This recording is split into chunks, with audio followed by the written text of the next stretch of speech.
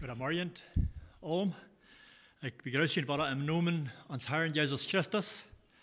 Das war der Gott hier taub zu sein. Ich habe erst gesagt, das war der Gott jullie allem zu sein, aber wir können jullie nicht sein. Aber im Glauben, glaube ich, dass die angeschaut haben, dass dit schon auch tot zu hören. So, ich heiße jullie allem willkommen dort. Und ich würde jullie toten, jullie war rein zu merken, dort zu sagen, in jullie Bibeln aufzumerken und mitzulesen, zu sein, zu hören, was Gott uns von der Samarias zu sagen hat. So, ich weiß nicht mehr, von was ich von der Samarias will reden. Wir anjanken mich von Pfingsten zu reden, weil es von der erst Pfingsttag, was wir Pfingsten feiern tun. Aber ich will aber auch den ersten Petrusbrief fertig zu merken, wie wir letztes Mal meist mit gekommen. Wir hatten 1. Petrus 5, das 5. Kapitel, die erste halb durchgegangen, das ich der Andacht bringen will. Und von der Samarias jankt mich der ewige halb durchzugehen. Also von 1. Petrus Kapitel 5, von Vers 8 bis 14. So, wenn die in der Bibel haben, wenn wir das Versen überlesen, dann werden wir zurückkommen, einzeln der Versen durchzugehen sein, was er zu uns zu sagen hat. Was Petrus hier zu sagen hat, zu uns, zu der Kirche. So, wenn wir die Bibel nehmen, in 1. Petrus 5, von Vers 8 anfangen, das sagt sieht durchgedacht in Baka, wils jener, der böse Feind, schlägt sich ram aus dem brauenden Leib und sägt nur wem, den er verrieten kann. Den war er stot mit festem Glauben und denkt daran, dass jene Brüder über die ganze Welt durch dieselbe Leidenserfahrungen gehen müssen. Und wenn die erst ein Stoßchen geleden haben, wird der gnadensvolle Gott, der jünt in Christus Jesus zu seiner ewigen Herrlichkeit berufen hat, jünt selbst abrichten und bei der Hand stellen und stärken, wills heihafte Mach in der Herrlichkeit in Ewigkeit.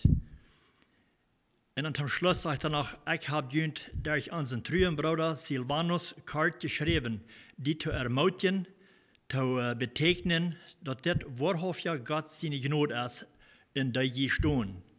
Der Gemeinde, der in Babel, der so aus je auch von Gott gewählt ist, bestellt jünt zu grüßen, und so auch mein Sohn Markus.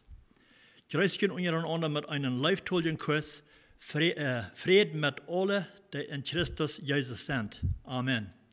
So, aber so weit, das ist der letzte Vers hier in das Kapitel. So, ich will sagen, ich weiß nicht, ob ich soll von Pfingsttag reden oder wiedergehen mit dieser Botschaft. Und ich dachte, dass wir ähnlich passend von das zu reden, weil wir haben in jener, die jen uns ist, über uns ist auch die Kraft gegeben. Wenn wir denken dann an den Pfingsttag, was da passieren wird, als Gott den Heiligen Geist utgeben wird über die Jünger, in Antwort bekräftigt. Sie kriegen eine sehr große Kraft, dass sie können kämpfen und erleben, gegen uns jener, den bösen Feind. Und das ist von wem wir hauptsächlich von der Samarias wollen reden. Das erste Feierfarsen hier in der Part von diesem Kapitel redet meistens von den Feind und was sein Plan ist und seine Macht und so weiter, wo wir gegen zu kämpfen haben. So, und dann die letzten 3 Versen, dort ist ein Schluss. Ein Schluss haben Groß, was Petrus geschrieben, der zu den Gemeinden. So, ich will das sozusagen mit abbrechen in 2 Sätzen. Erste will ich hauptsächlich reden von uns Jener. So, ich habe der Botschaft von der Samarias einen Titel gegeben, sieht durchgedacht in Wacker. Durchgedacht in Wacker. So, hier eng und diesen Brief von Petrus, was er geschrieben hat zu den Kirchen, dass er uns denken helfen, wo nötig das ist, wo wichtig das ist, wacker und klar zu sein. Dass wir in uns Denken klar sind, unsere Gedanken sollen klar bleiben. Und er hat mehrmals uns Denken geholfen, uns ermutigt, wo wir in unserer Zeit, in unser christliches Leben, die schwere Zeiten gehen down, dass wir leiden wollen, leiden down für unseren Glauben und so weiter. Und das hat alles zu tun, dass wir in jener haben, der jen Gott ist, das jener ist gegen Gott, und auch gegen all Gott seine Kinder. Alles, was Gott gemerkt hat. dat is jij den Feind. Der Feind, die kann dort nicht leiden. Und dadurch kommen viele Menschen in de tijden aan wo ze verzacht worden en ze die schwere tijden gaan doen en ze moeten lijden en uithouden, wegen ze hand in jena wo ze jeden kämpfen doen. Aber Gott sei Dank, dass wir die Kraft haben, dass Gott uns hat die Kraft gegeben, durch den Heiligen Geist den Feind zu widerstehen. Wir wollen mehr davon hören in dieser Andacht hier wieder. Und wir wissen, dass all die Christen, und jeder einer, was ein Christ ist, hat die Gedanken haben, geplant für Gott zu leben, was durch verschiedene Versicherungen gehen. 2. Timotheus 3, Vers 12 sagt es dort, all die, so heißt es hier, all die den festen Willen haben, als Christus fromm zu leben, müssen mit Verfolgung rechnen. So hier redet von Verfolgungen, die wird vor allem Willen leben. Das sage ich, der erste wird sein hier, dass all die, nicht bloß Wasser, aber er sagt all die, wird den Willen haben, für Christus zu leben, der müssen mit Verfolgung rechnen. So, und wir hören auch oftmals, wenn wir nur rechten hören dann über die Welt, was da passieren wird, wir können hören von, wo viele Christen so schwer verfolgt worden für ihr Glauben, und was sie glauben dann. Und einmal, da muss er sich selbst vielleicht fragen, wo steht das mit mir? Oder wo steht das mit dir? Dass du unter Verfolgung leiden, wenn wir nicht tun, dann müssen wir uns vielleicht fragen, sind wir wirklich im festen Glauben? Als uns Plan, haben wir einen Plan, dass wir wollen für Christus fromm leben? Dann sage ich, dann wollen wir, dann können wir uns dort berechnen, dass wir wollen Verfolgungen leiden müssen. In Petrus Schrift auch in der 9. Vers, wo wir jetzt lesen, dann sagt er, wo Christen über die ganze Welt unter dieselbe Leiden gehen down. Wollen wir ein bisschen mehr von dort nach reden. So alle Menschen, die müssen leiden unter das. Und wir wissen, dass der Feind, der hat viel zu schwimmen aus Gott, Menschen gemerkt hat, wie der Feind an der Arbeit, die Menschen, die proben zu vernichten, die zu verdorben und so weiter. Und Gott hat Menschen gemerkt, in 1. Mose 1, Vers 27 lesen es dort, und Gott mögt Menschen, die so wären aus Hai, nur sein Plan. Er mögt Mannsmensch, auch Frühmensch. So er hat die Menschen gemerkt, die so loten die aus Hai, sagt dort, die wären so aus Hai, nur sein Plan noch. So, ich glaube, das ist mein Verstehen noch vielleicht, was den Feind so doll gemerkt hat, dass Gott den Menschen nach sogar sie gemerkt haben, was am liegt in denen. Weil sie können Gott nicht leiden. Und dadurch können die Menschen dort nicht leiden, weil er hat nur sein Ebenbild gemerkt. Und Gott sagt, was er gemerkt hat, das wird sehr gut. Vers 31 in 1. Mose 1 sagt das. Und Gott sagt, was er gemerkt hat, und er sagt, dass das sehr gut wird. So er hat das sehr gemerkt, als er das will. Er hat das recht gemerkt, aber der Feind, der kein Mank und verdarf das. Dann kam der Sinn, der Mank, der bei dem Feind hat Adam und Eva schmäßig verleiden können. Der haben sich loten verleiden von den Feind. Und dadurch kam der Sinn, Mank, dort Leben, Mank der Menschheit. Und das wird von der und nach haben wir gleich so. Deswegen sagt Petrus hier, an der ersten Vers, was wir durchgehen wollen, 1. Petrus 4, Vers 8 sagt, seht durchgedacht und wacker. So fängt er hier an mit dieser Vers. Wir sollen durchgedacht sein und wacker sein. Weil skün jener, der böse Feind, schlägt sich rum aus dem brallenden Leib und sägt nur wem, den er verrieten kann. So hier haben wir, wo wir mehrere Punkte nehmen mit dieser eine Vers. Er sagt erstens, dass wir sollen wacker bleiben. Zweitens sagt er, dass uns jener, weil skün jener, der böse Feind, er ist gegen uns, er ist gegen die, er ist gegen mich. Wir sollen wacker bleiben. Dann sagt er, der schlägt sich rum aus dem brallenden Leib und sägt nur wem, den er verrieten kann. So er sagt, hier wird das böse Feind verglichen mit einem brallenden Leib. Wenn wir denken dann an Leibs, ein Leib ist ein sehr gefährliches Tier, sehr mächtig, sehr kraftvoll. Wenn wir nochmal denken dann an hier mag uns, wir fahren vielleicht nochmal im Tiergarten und wir beobachten den Leibs da, der lässt sich sehr gefährlich, weil der wird jeden Tag gefordert, zot gefordert und die wurden gefühlt, die legen sich rum und so wieder. So, wenn wir das kicken, dann lass es nicht mal so sein, gefährlich mit den Leibs. Aber zu der Zeit, als Petrus das geschrieben hat, dann kicken die Menschen ein bisschen anders nur Leibs, als wie vielleicht von der und auch nur ein Leib kicken. Zu der Zeit wurden die Christen auch sehr schwer verfolgt, die wurden vielmals festgenommen, die waren im Gefängnis.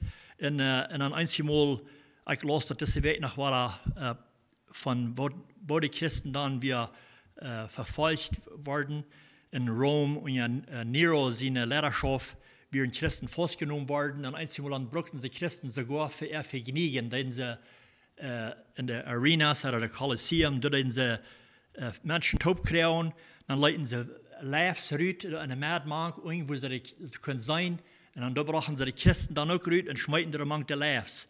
Und die Leibs, die werden hungrig gemerkt, die werden gebracht, wo die sehr hungrig werden und die werden sehr doll. Und verlangen wir, was immer sie zu holen kriegen, dort abzufrieden, dort zu verrieten und abzufrieden. Und da wurden die Christen dann manche geschmeten und oftmals wurde dort ausgemerkt, verrieten von den Leibs, von den brallenden Leibs. Und nicht bloß Leibs, sie brauchten auch andere willige, gefährliche Tiere. Aber hier wird den Feind mit einem Leib verglichen.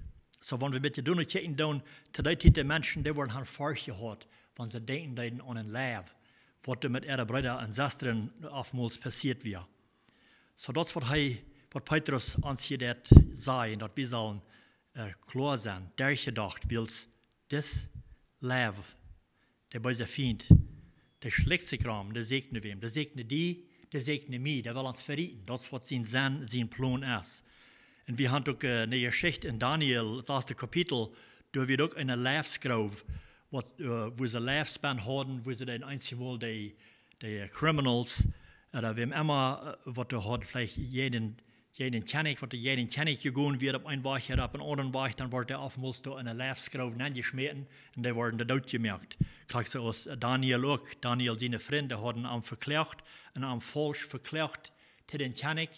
Und wird auch in der Grove dann angeschmissen, aber wir wissen die Geschichte, wo Gott der Leibs das Müll zu holen, dass die nicht die Macht hatten, Daniel zu verrieten. So hat ihm der lebendig davon. Aber Lothar, aus den seine Freund, aus der Kennig ist angeworden wird, dass hat Daniel falsch verklagt, worden die in der Grove angeschmissen und die wurden verraten und totgemerkt von diesen Leibs. So Leibs, das sind sehr manche große Tiere, sehr gefährliche. Und wir wissen auch, dass der Feind, der probt die Menschen zu verleiten, der probt ihre Gedanken zu verleiten. Und Paulus sagt auch, dass haben wir Angst, dass irgendwo verletzt werden. Gleich so als Adam und Eva wird verletzt worden. In 2. Korinther 11, Vers 3 sagt es das. Aber ich fürchte, dass so als Eva von der Hängerlast geschlagen verletzt wird, je auch im Denken können verletzt werden. Und von der Abrechtigkeit in Christus aufkommen können. So hier, das ist eine Möglichkeit. Paulus hat Angst dafür. Er hat Angst, dass selbst einmal würden auch sich Leute verleiten, das ist einfach sich Leute verleiten von diesen Schlangen. So, der oftmals denken helfen auch, dass sie sollen in Denken klar sein, weil dass die Gedanken nicht würden verletzt werden. Und wir wissen, dass der Feind, der hat Mode macht, was wir am Geben tun, auch was Gott am Geben tut. Der Feind, der kann nicht tun, was er will. Weil er würde jeden wollen, dass er alles, was Gott geschaffen hat, er hat alle würde gleich zu vernichten, einander zu verdammen und zu nichts merken. Aber er kann das nicht. Er hat nicht die Macht, das zu tun. Wir haben einen Platz in der Geschichte hier, wo der Feind sogar Frauen, die als er die Freiheit hat, Petrus durch den See zu schicken. Er fragt eine Freiheit noch. Und wir lesen dort in Lukas, das 22. Kapitel, Vers 31, sagt es, in der Herr sagt, dass Jesus sagt zu Simon, Simon, mag die das, so tun haft du am angehauen, jünd so als wert über in See zu schicken. Einzige Übersetzungen, der King James Übersetzung in Englisch sagt, dass er eine Freiheit gefragt, Petrus, durch das See zu schicken. Und was ist gemeint mit das? dat hij entwol durch dat zeven schicken. Ik geloof in mijn verstanden, als dat zijn verlangen weer, dat hij wordt de Scheidung brengt, dat hij entwol uit een eindelen van Jezus en den Glauben. Kijk zo als dat Kuren gedeeld wordt, als de Schluven vom Kuren gedeeld worden, wanneer ze durch een zeven schicken doen. Dat is wat de vriend wil met Petrus doen en ook met zijn jünger. Hij zegt hier, dat hij wil niet bloß Petrus, hij zegt, hij wil junt, zoals werd over dat zeven schicken. Also de jünger alle, zijn verlangen weer, wanneer hij de jünger alle kan verrieten en verdorven en je in Jezus drehen.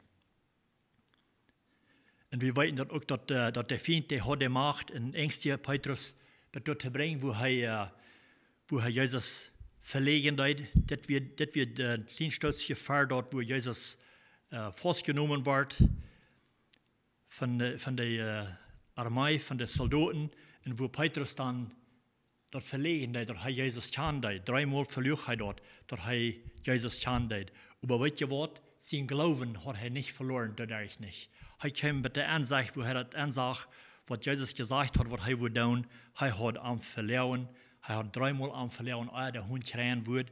En dat is gelijk wat er passeren deed. En de vriend hadden we niet kunnen ganz den zijn Glauben wegstellen. Wil dat zegt in wieder de nächste vers, Lukas 22, vers 32. Hij zegt, aber ik heb voor die gebed, zegt Jezus te Petrus hier, ik heb voor die gebed, dat u die Glauben niet verlieren mocht. Dat is wat Jezus in gebed wird voor Petrus. Van hij ook wordt vallen vielleicht, oder wat immer, van hij wordt wegvallen van hem en aan wordt verlegen, aber dat hij zijn Glauben wordt houden. Hij zegt dat hij had gebed voor hem, dat hij wordt zijn Glauben houden, dat hij niet wordt zijn Glauben verlieren. En dan zegt hij, en wanneer du eerst 3 mee gekomen bent, dan sterk deine Brüder.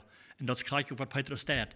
Hij sterkt zijn Brüder, also de gemeente van der en dag nach deze Brei, wat we van hem gaan. Hij sterkt de Brüder met God zijn woord. Dat is wat Jezus in gebed weer voor Petrus en voor de jünger. En we weten dat ook dat Jezus niet bloß voor Petrus beden deed. En voor de 12 jünger beden deed. Hij bedt ook voor al die Gelovigen. Wanneer we in Johannes 17 lezen dan kurz, dat wir, wo Jezus hier verloren deed van de eerd, hij wist dat hij verleidt hier, hij voert naar hemel, maar de jünger, wat aan hier rondgekomen werden, die blijven hier en die werden in de gevaar, wils de vriend, die weer hier ook mank eend. En hij bedt voor hen. Hij zegt, in Johannes 17, vers 9, zegt hij, ik vrouw voor aan. Ik vrouw niet voor de wereld, maar voor die du mij gegeven hast, wils dat zijn dienen. Voor die vroeg hij, bid hij. En dan vers 11 zegt, ik zie niet meer in deze wereld, maar deze zijn in de wereld. So hij zegt te God hier, ik wil hier niet meer in de wereld zijn, ik wil hier uitgenomen worden, ik wil in huis komen naar die, maar deze, also zijn jünger, al die Gelovigen, die worden hier nog op je zijn. Dan zegt, maar deze zijn in de wereld. Dan zegt hij, en ik kom naar die. Dan zegt hij, Heilige Vader, hou die Sache. Hij vraagt, er zal die Sache houden, en die noemen, den du mir gegeven hast. Dat zij eins zijn zoals wie eins zijn. So hij vraagt hier, dat zij worden bestaan blijven en dat zij worden einig zijn, dat zij worden omarm geloven, dat zij worden eins zijn, zoals Jezus en God eins werden. In vers 12 zegt hij, zolang als ik bij aan wie hield ik aan, in die noemen, den du gegeven hast. Dan zegt hij, en ik heb nu aan opgepast. So hij zegt, hij had opgepast naar die. Keiner van aan is verloren gegaan, buiten de einer, der verloren gegaan muss. Der verloren gaan muss. Dat het zo wordt als geschreven staat. Also dat wir Judas wordt am verkauft voor 30 Silberstücke. Aber das muss so passieren, zegt hij, dat de schrift zal vervuld worden, zodat al verheer uitgelegd weer worden door de profeten. Maar hij zegt, onder de haak alle gehouden, dat hij kan zeker blijven. En weet je wat, in een zeer grote troost wat ik hier uitving, in Johannes, dat 17e kapitel, wanneer we even gaan naar de 20e vers, zegt hij zo dit. Ik vrouw niet bloos voor deze. So hier houdt hij dat ding, zegt hij, ik vrouw niet bloos voor deze, wo hij juist van je gereed had, voor die wat hij gebed had, maar ook voor die durch woord aan mij gegeven worden. Also, dat zijn ik en du. Dit zijn ik en du, wo Jezus ook voor je gebed had, dan al, groot ver dat hij in de hemel voeren deed. Dat hij het huis voor in zijn voeder. Dan bedt hij al voor die en voor mij. Al die, jeder wat in hem geloven gekomen is. Wat er zum Glauben gekommen ist, sagt er. Er sagt, ich werde nicht bloß für diese, die durch er Wort an mich glauben worden, für die wird er auch. Und das ist ein guter Trost zu wissen, dass Jesus dann al paar tausend Jahre drei al beten deed, für die und für mich. Das ist gut, das zu hören. Das ist sehr fan, wenn er das vielleicht auch einmal gelesen hat, über das fan, wenn er einmal war träge und checken dat, dann horchen, dann sich fest denken zu helfen, dass wir haben in Jesus Christus der Life haben für seine Jünger und auch für all die, was am Nachfolgen tun und was zum Glauben kommen tun. Für die Betet zu Gott, zu die Zeit an all.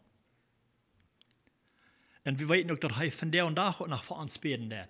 Nicht bloß hat er dann für uns gebetet und dann hat er geloten. Er sagt, er betet von der und da heute noch. In Römer 8, Vers 34 sagt Paulus, wer will verdammen? Christus Jesus ist hier, der gestorben ist, in meiner aus dort. Er wird vom Tod abgeweicht und ist nu bei Gott zu der rechten Hand.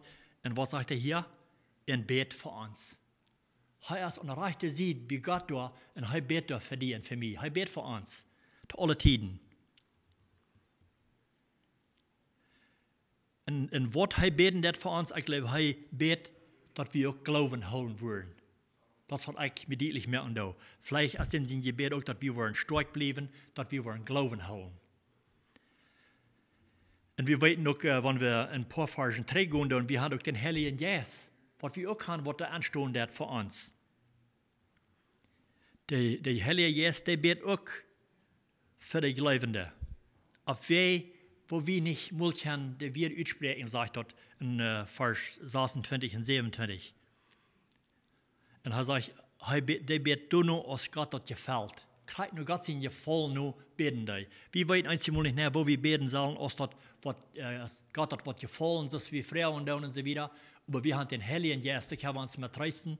Der betet für uns, kriegt nur, als Gott das gefällt. Das ist ein guter Trost. So, er betet noch für uns.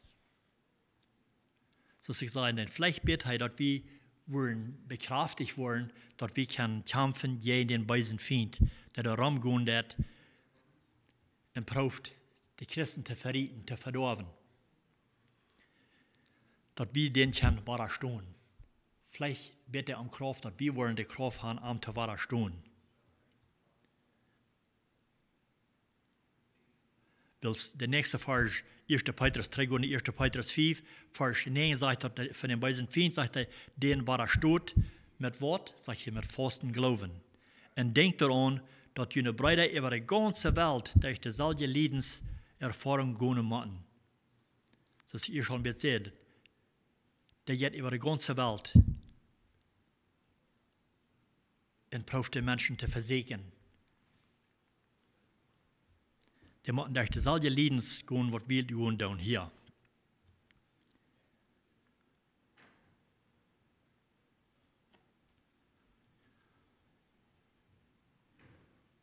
Und wir haben die Kraft, Gott hat uns die Kraft gegeben, dass wir den Feind widerstehen mit dem Glauben, das hier sein wird. Das ist, wo wir den widerstehen können, mit Glauben.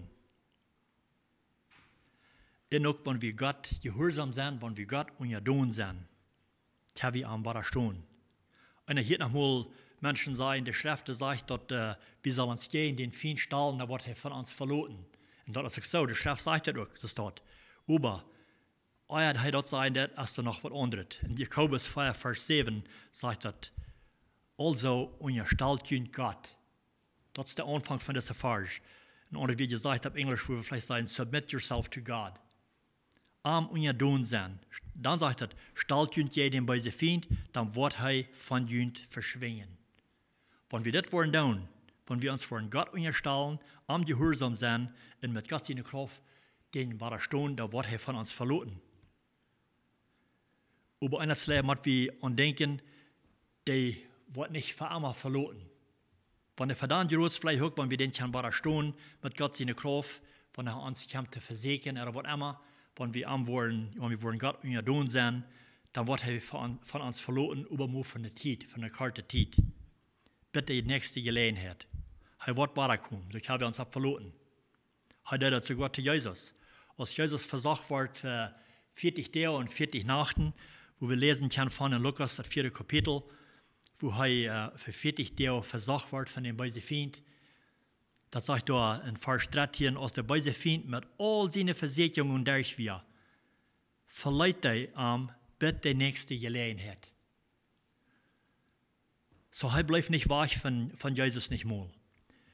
Als er mich mit all diesen Dingen versagt, er sagt, mit all seinen Versicherungen, dann verleiht er weil Gott, was braucht Jesus, dann in den Kämpfen, er braucht Gott sein Wort. Immer weiter, wenn er was sagen, wenn er mit was ankommt, was er am Anbeiten hat, dann sieht Jesus immer, das steht geschrieben, das Orient. So er braucht immer Gott seine Kraft, dann in den Feind kämpfen, den war er stehen. Aber er verleiht bis der nächste Gelegenheit. In Christus steht, dass er uns auch. Und wir wissen, dass Jesus wird versagt worden. Christus aus wie von der und nach sein, mit all den Dingen. Hebräer 4, Vers 15 sagt, Jesus wird in alles Christus versagt worden, als wir sind. So wir können nicht glauben, dass Jesus nicht wird versagt worden. Und wir wissen auch, dass als er für 40 Tage nicht gegessen hat, nicht getrunken hat, als er so versagt wird worden, dann wird er schwach, dann schickt Gott einen Engel an, was er zu steuern. Und was ihr in Christus auch braucht, wie man uns Gott unser Tun sein, wie man Gott unser Tun sein, anbrücken für unsere Kraft, zu diesen Tiden, wenn wir wollen versagt werden, wenn der Feind uns entgegenkommt. Deswegen sagt er, dass wir uns sollen merken, stehen mit dort, was Paulus in Epheser geschrieben hat, von Epheser 6, Vers 8, sagt, dass lachen dort geschehen ab, dass Gott vergönnt Reit hat. Also Gott hat uns was gemerkt, wo wir uns kennen, gegen den Feind sagen, gegen den Feind stahlen und Reit sein, wenn der ankommt, dass die bestehen kann, wenn der bei der Feind angreift. So dass wir hier, dass wir brauchen wird, wir brauchen Hilfe, nicht gerade Hilfe, als was wir haben. Wenn wir uns ab unsere eine Kraft verloren wollen, dann würden wir nicht den Feind weiter stehen, den stehen. Und wenn wir das selbst können, dann würden wir das nicht in der Schrift haben, dass Gott hat uns in der Schade gemerkt, dass wir können uns das ableiten und den Feind gehen. Dass wir fährten nicht wir kämpfen nicht gegen Fleisch, sagt Vers 12, bei Epheser 6, Vers 12, sagt, wir haben nicht nur gegen Fleisch und Blut zu kämpfen. Du hast einmal viel Arü und Uneinigkeit, manche Menschen, die streiten und zanken sich, manche eher untereinander. So einmal dann gewinnt dieser, nächstes Mal gewinnt Jana. Aber weißt du, was den Kampf wird hiervon reden, das ist nicht gegen Fleisch und Blut. Das ist nicht ich gegen die und du gegen mich. Das sind gegen gewollte, weise Geister von den Himmelswelten. In mit Gewalten und Herrschaften von dem Düsteren, der über diese Welt herrschen. Gegen diese haben wir zu kämpfen. Das ist der böse Feind und seine Engel, was er rumgehen tun. Das ist schlägt sich rum. Er schlägt sich rum. Der bleibt nicht bis auf eine Stadt stehen. Von einer Stadt nach der anderen steht jetzt er. Dann über die ganze Welt sagt das der Raum. Wir lesen in Hiob, das 2. Kapitel, als Gott sich versammeln, dass er eine Versammlung hat mit der himmlischen Diener. Ein von der Versammlungen, dann kam der Feind auch in der Mad Mank ernt. Das sagt in Hiob 2, Vers 1, nu kommt das Wahre, als der Herr sich mit seinen herrlichen Diener versammelt, dass der Verklärer, der auch wir. Hier wird er bei sich Feind der Verklärer genannt.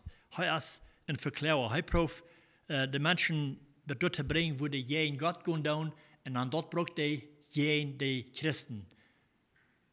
Bringt er dort in den Garten und sagt, guck mal, was das da getan hat. Guck mal, was Jake Anstart getan hat, was er da auch getan hat. Er verklärt die. Er braucht jeden Tag Menschen zu verklären, wo die Kart fallen und wo er die könnt, eine Versicherung bringen, dass die gefallen sind.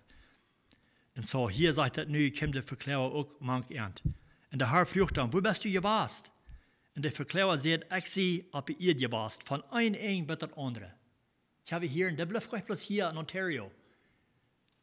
Der Restaurant, der braucht durchhaben, wo er kann, um Menschen zu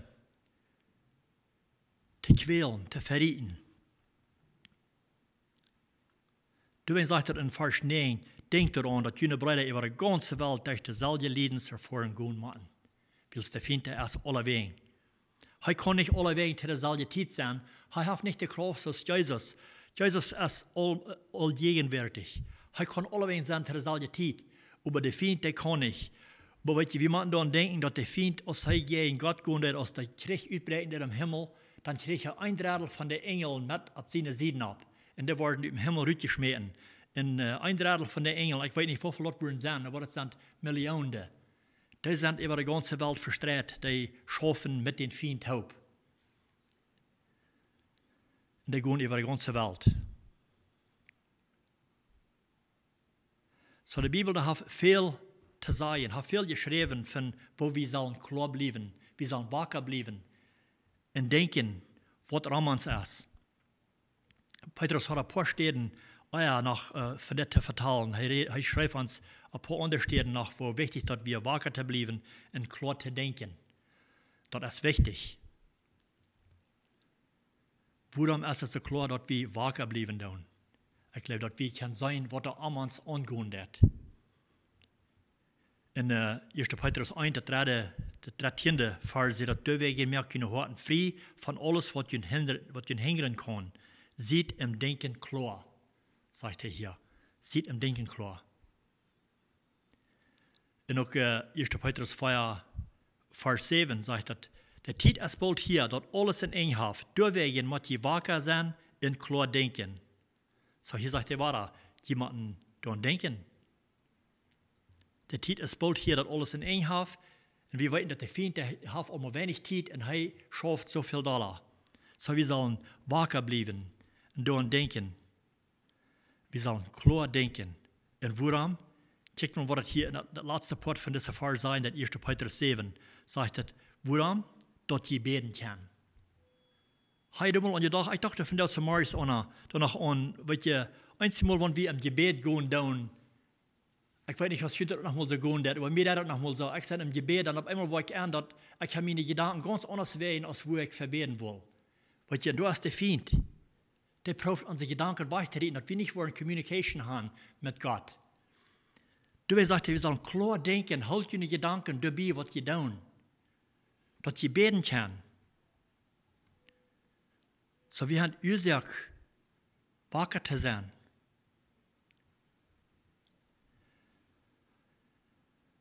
Wir haben auch nicht lang Zeit. Römer 13, Vers 11 sagt, dann tut das, wir seinen an der Zeit, dass der Stunde hier ist, wo das für jeden Zeit ist, aus dem Schlaf abzuweichen. So heißt, der Zeit ist da, dass der ganze Zeit ist, vom Schlaf abzuweichen. Weil unsere Radung ist nie nur da aus dann, als wir zum Glauben kommen.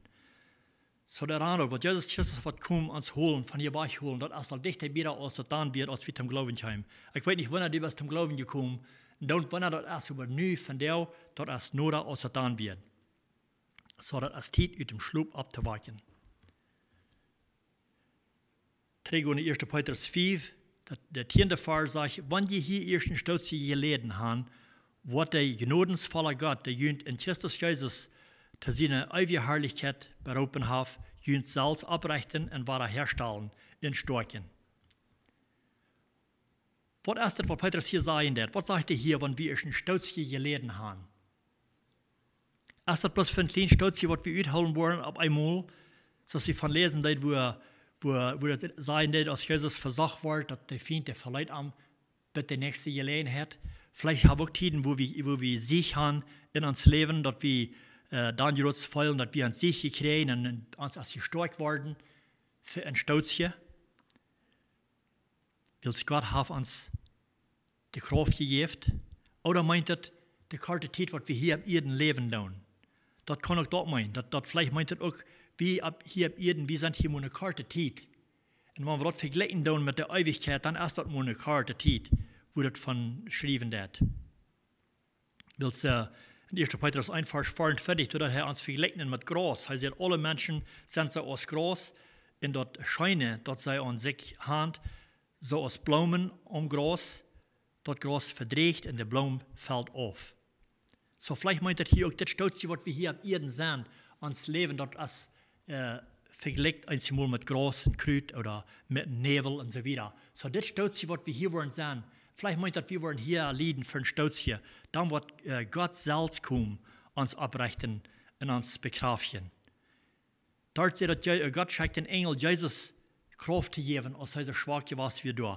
Und auch im Garten, wo er versagt wird, oder wo er so schwer leiden hat, als er so schwach wird, dann schickt Gott einen Engel, um die Kraft zu geben, um zu begraven. Aber hier sagt dass Gott selbst, Gott wird uns durch Christus selbst abrichten und war herstellen und stärken.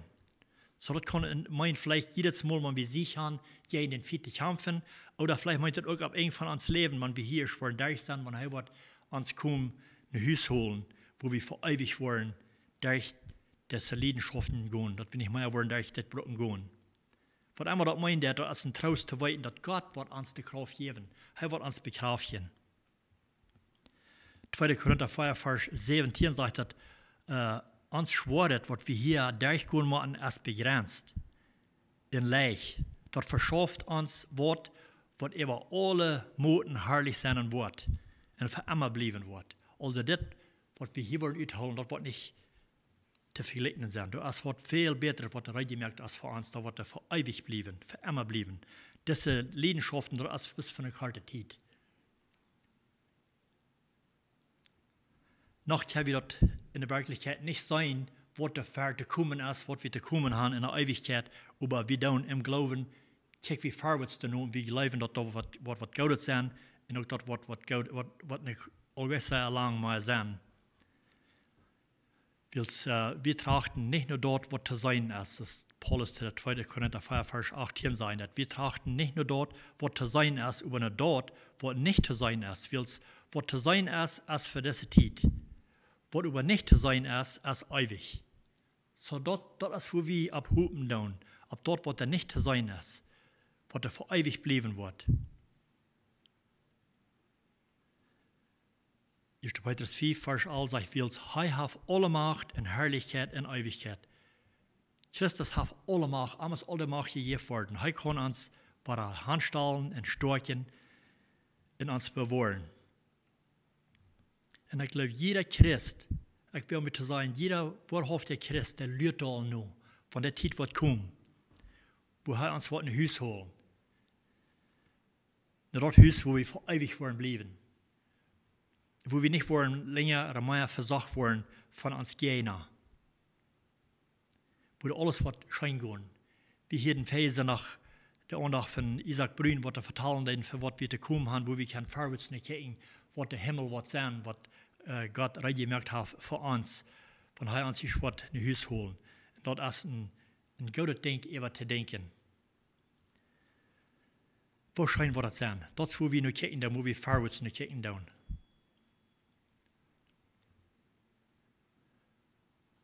Philipper 3, Vers 20 sagt, uns Bürgerreich über es im Himmel. Und wir lernen all noch, dass uns Heiland und Herr Jesus Christus von dort kommen wird.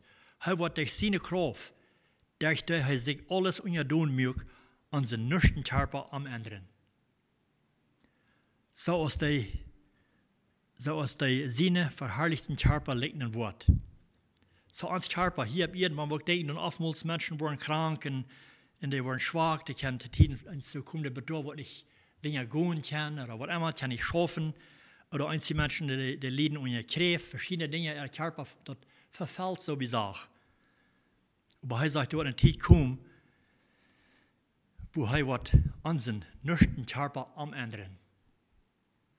Kann ihr über denken? Das soll uns eine Freude geben, da zu denken. Das nüchtern Körper, was er nicht ist, was er vergehen hat, der wird er umändern. Und der wird so legnen aus seinen verherrlichten Körper. Der wird nicht den legnen. Gott sei Dank, dass wir das in Gott sein Wort haben, wo wir kein vorwärts nicht gehen. Und das soll die auch mir eine Freude geben, zu weiten, dass er wird, Jesus Christus, der wird weiterkommen, er wird uns hier wegholen. Und am Schluss hat er hier nach den letzten 3 Versen ein Gruß geschickt zu seiner Gemeinde. Er sagt in 1. Petrus 4, Vers 12, ich habe jünt euch unseren treuen Bruder Silvanus kort geschrieben, die zu ermutigen und zu betegnen, dass das wahrhaftig Gott seine Gnade ist, in der je stehen. So hier redet von einem Bruder, er nennt Silvanus, sein Bruder, wenn wir das studieren, und das ist der Salja aus Apostelien, wird am Silos genannt, wird mit Apostel Paul geschaffen hat, wo er auch noch wieder im Gefängnis geschmiert mit Paulus taub, da wird sein Name Silos genannt, aber hier sagt Petrus Silvanus, wo er nennt an seinen treuen Bruder. Er hat kort geschrieben, ich weiß nicht, was er hier von einer Halbjahr sein, aber er hat den gebraucht, am halben dessen Brief, vielleicht hat er den halben dessen Brief taubstellen, oder was immer, aber er hat am gehalten, deswegen sagt er, hat die Karte geschrieben mit einem Taub, die zu ermutigen, dass wir Mut können finden, Mut kriegen durch diesen Brief. Und zu betekenen, dass das Glauben, wo wir ben stehen, das ist Gott seine Gnade. Da können wir uns abverloten, das ist Gott seine Gnade für uns. Und wir wissen, dass Silvanus, der wir da mir stehen, betekent, wo er auch mit Paulus geschaffen hat, so haben wir den treuer Knecht, ein guter Arbeiter in Gott sein Wort. 2. Korinther 1, Vers 19 sagt, will Jesus Christus, Gott sein Sehen, der von mir in Silvanus, in Timotheus, man kühn gepredigt wird. So heißt es hier, der wird auch weil Silvanus wieder mit an. In der 1. Thessalonicher 1, Vers 1, du auch war, sagt er, Paulus, Silvanus und Timotheus schrieben nur die Gemeinde in Thessalonika. Auch der zweite Brief in 2. Thessalonicher 1, Vers 1 auch, da hat auch Paulus war das Silvanus am zu halten. Paulus, Silvanus und Timotheus schrieben nur die Gemeinde. So er können dessen Silvanus hier, was er hier erwähnt hat, können er brücken, tam Petrus auch helfen. Petrus hat am aus sein Mithelfer in der Gemeinde, in der Arbeit für die Gemeinden.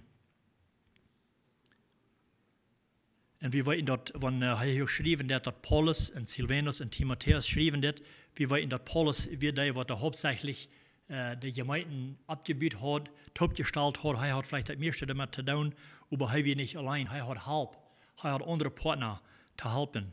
Und das ist gut, wenn Gemeindenarbeiter Partner kann haben, dass er nicht bis einer allein ist in der Gemeinde schaffen, dass er auch kann sein, dass ich in dieser Indianer wie schaffen taub in das Werk. Und so haben wir auch, wir in unserer Gemeinde, wir haben Partner, die die taub schaffen tun, für Gott in der Gemeinde. Und dann sagt er in Vers 13, sagt er, die Gemeinde in Babel, also du wird noch eine Gemeinde, die so aus die auch von Gott gewählt ist, bestellt zu reißen. Und so auch mein Sohn Markus. So hier ist noch eine Gemeinde, die auch von Gott gewählt wird. Die wird in Babel, und man hat studiert, das kommt vielleicht Gemeinde in Rom, wo der gewasst ist. Und dort, wo das ist, aber hier ist eine Gemeinde, die diese andere Gemeinden bestellt zu reißen. Und auch Markus auch.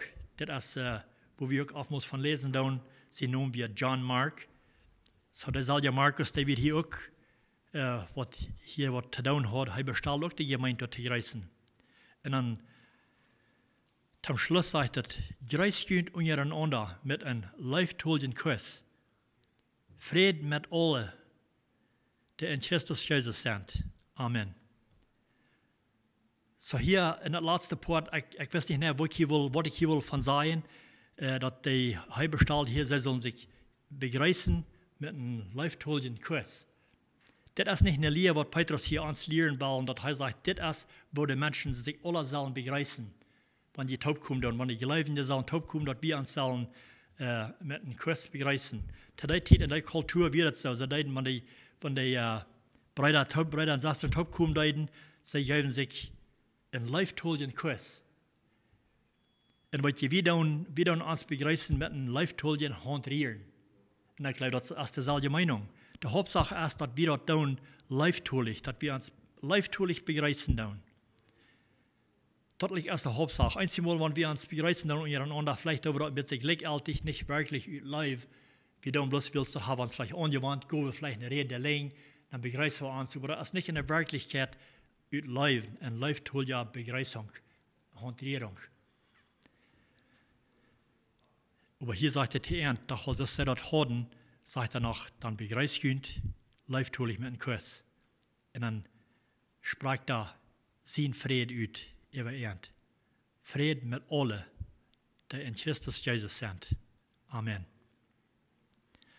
So ich will in jedem ein Motto sprechen, dass die uns sollen holen im Glauben an Jesus Christus, dass die Leute bekrafen, dass die nicht gehen, in dessen, was sich anschlägt, das, was uns probt zu verstehen, dass die uns nicht kann angreifen und uns unseren Glauben weichstellen, dass er uns kann anmutig machen. Sein Sinn wird sein, wenn er uns bringen, vielleicht wenn er uns wirklich kann, uns unsere Radung weichstellen, aber vielleicht kann er uns bringen, wo wir anmutig werden. Wo wir uns glauben, vielleicht kann bringen, vielleicht kommen wir dann mit dem Zweifel. Weiß nicht mal näher, was wir geraten sind oder nicht. Weil wenn er uns kann bringen, das ist auch ein Part, was seine Arbeit ist. Uns zu bringen, dass wir mit dem Stillstand kommen oder sogar vielleicht mit dem Zweifel kommen, wo wir nicht mal näher wissen, wo wir stehen in der Wirklichkeit. Ich weiß, das ist ein Ding, was er viel kann tun. Und er hat eine große Macht an. Wir hören von vielen Menschen, die sind da, die kommen da und sagen, ich weiß nicht mal näher, was ich geraten bin. Und weißt du, das ist, was er findet. Er bringt die da, wo die Salzfrauen ist. Meine ich das so, damals, als ich mein Leben handgebe zu Gott, wo einmal lang Zeit das ist, meine ich das dann so? Vielleicht hast du einen Redner, was da vielleicht manchmal kommt, oder was die teuer hört haben, der das anbieten, dass ich noch einmal die Entscheidung mehr an Gott unternehmen, oder Jesus annehmen als ein persönlicher Heiland. Aber weißt du was, wenn die das getan haben, wenn die das mal getan haben und die meinen das so, da brauchen wir recht was tun. Dann sind wir gerat. Aber der Feind, den seine Arbeit ist, sein Verlangen ist, von er uns im Zweifel bringen kann. So mein Wunsch und Gebet ist, dass wir uns stärken, dass wir uns das Geschirr antragen, was Gott hat freigemacht für uns. Weil wir in unserer eigenen Kraft wollen nicht jeden den kann. Aber der Feind, der hat nur die Macht, was wir am Leben tun. Weil wir haben die Macht von Gott. 1. Johannes 4, Vers 4 sagt, gerade als der in uns ist, der Heilige Geist, als der in der Welt ist. Dort ist ein Trost für uns alle, zu weiten. Wir haben die Macht, den zu widerstehen. Gott sei Dank dafür. Und auch, dass wir haben, was er für uns beten wird, zu aller Zeit. Das ist Jesus Christus und auch der Heilige Geist, der betet für uns, zu aller Tiden, wenn wir in die Gefahren geroden tun, dass er für uns anstehen wird. So mein Wunsch und Gebet ist, dass wir Kraft kriegen von ihm. Und ich bete, dass diese Andacht hat Mut gebracht und es steht Mut losgemerkt, um zu hören, dass wir haben einen Feind, wir haben einen Jener. Einmal sind es steht in der Schrift, wo das Leute vielleicht wollen vorbeigehen, dass er jetzt nicht so scheint, von dort zu reden, als von der Ewigkeit vom Himmel, von dort, was ich erst sage, was wir fähig sind, von hier und dahin, von wo scheint der Himmel was sein, dass wir keine Vorwärtskeiten tun. Und weil die Schrift sagt, dass wir sollen die ganze Schrift nehmen. Petrus hat hier der letzte Part gesagt, dass wir sollen daran denken, wir sollen wacker bleiben, wir haben jener. Der ist je die, das ist je mich. Und dort ist vor, wir sollen wacker bleiben, klar denken. Wenn wir noch zum Schluss beten. Gott, uns himmlischer Vater, wir danken dir. Wir danken dir für wer du bist. Wir danken dir für dein Wort. Gott, wir danken dir auch, dass wir können weiten. Mit dein Wort können wir hören, dass wir haben in jener, der da rumgeht, das ist ein brallender Leben, was uns will verrieten, was deine Kinder will verrieten. Das ist nicht bloß das, was eins wer sich auf ausgedacht, aber das ist von dein Wort, das können wir lesen, mit dein Wort, das ist wahrhaftig und das ist zu glauben. Aber wir danken dir, oh Gott, dass wir wem haben, was an unserer Seite ist. Und was kann das uns tun, wenn wir die an unserer Seite haben? Und wir wollen die, Herr, brücken zu aller Zeit, wenn wir in die Gefahren geroden tun, wenn wir im Zweifel geroden tun, oder was immer das mag sein, wo immer der Feind uns mag wollen zu verdorben, wo er uns entgegenkommt, wenn er uns versegnet auf verschiedene Wege. Gott, gibt dir uns die Kraft, dem zu widerstehen, und dass wir nicht wollen im Zweifel geroden, dass wir wollen wahr und aufrichtig weiten und glauben, dass du uns Heiland und Herr bist. Und wenn der Sonne sind, was die vielleicht nach Himmel haben angenommen, dass die mochten auch die Gelegenheit wahrnehmen, nur in der Zeit, wo wir noch haben. Wir sind noch in der Zeit, wo wir können, die anrufen. Du wirst noch einmal Menschen raten, dass du die Kost beschützen von diesem Feind. Ich bete, dass die mochten die Entscheidung merken, nu, weil es der Zeit noch da ist. Ich bete, dass du uns für einen gesehenen Tag geben, den ewigen Tag, nu, wenn wir Pfingsten celebraten, wo deine Kraft raufkommt über die Jünger en bekraften mit den Heiligen Geist, dat wir dort auch wollen und denken und dort celebraten. Die nun beten wir das mit Danksagung. Amen.